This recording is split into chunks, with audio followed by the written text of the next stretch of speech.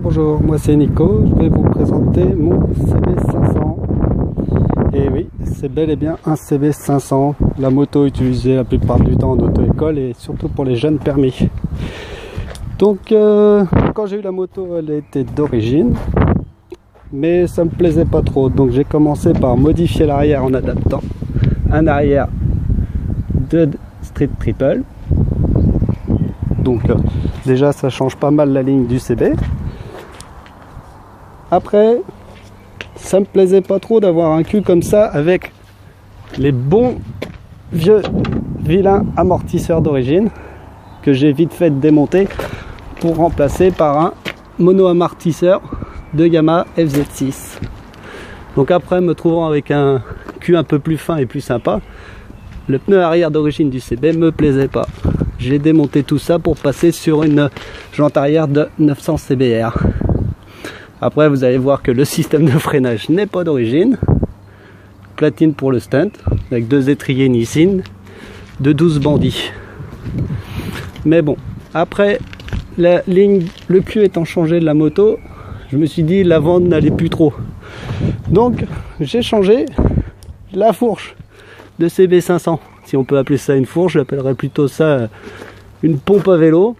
Mais bon, donc j'ai monté en lieu et place de l'origine une fourche de ZX6R de 98 avec des petits demi-guidons qui vont bien parce que bon, guidon droit c'est pas tip top, je préfère les demi-guidons.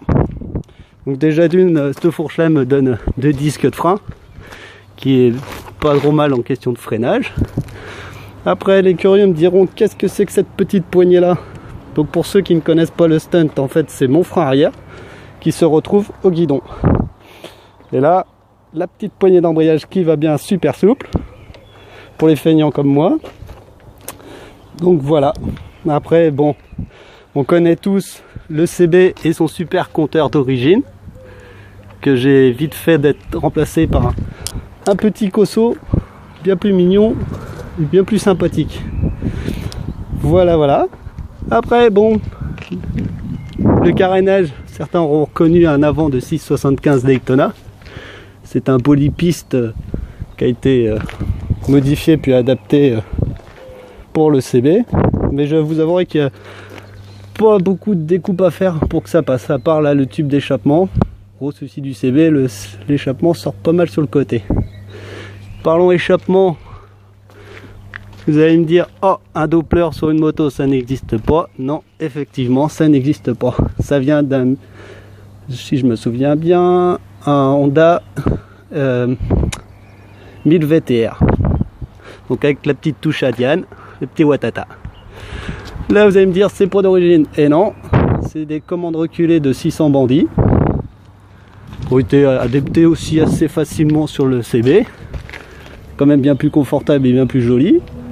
Pied arrière de GSXR 600 ou 1000, je crois que c'est les mêmes, avec une roundbar, une subcage fait avec une béquille de nitro. Ouais, une béquille de nitro, vous avez bien entendu. Ça rend un peu plus rigide la chose. La petite barre de fer à tout faire à l'arrière de la moto, ça c'est pour le stunt, hein, pour éviter d'arracher le cul, bien entendu. Le feu, provenance, on va voir, d'un 636 2005, ma regretté moto, hein, paix à son âme, mais bon, c'est comme ça. Donc voilà, un CB500 pas très ordinaire. Si le feu, c'est un origine de 675 Daytona adapté dans le poly. Puis bulle coupée pour le look. Bon, après, cage de stunt fait maison pour éviter d'abîmer la moto en cas de chute, ce qui est assez souvent dans cette discipline là. Voilà, voilà. Bon, après, bon, disque de frein, oui, ça c'est sûr.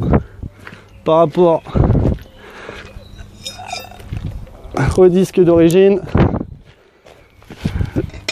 le diamètre n'est pas trop le même. Pour ceux qui connaissent, il y a une bonne différence. Voilà, voilà. Bonne continuation à vous et bonne route.